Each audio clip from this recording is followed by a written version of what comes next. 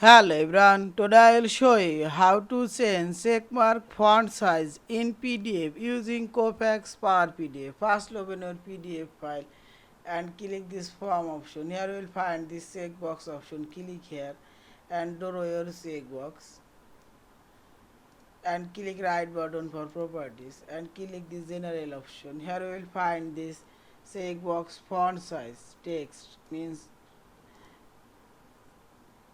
here will show auto. I'll choose 12. Now click close.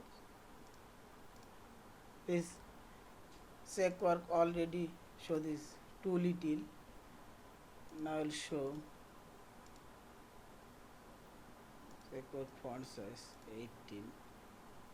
Now close 18.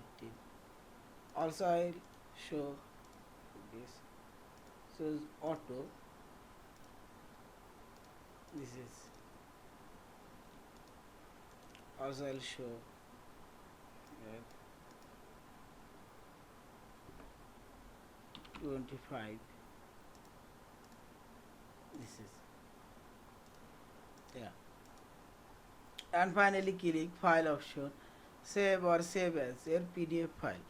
Thank you for watching. Please subscribe, like, share and comments.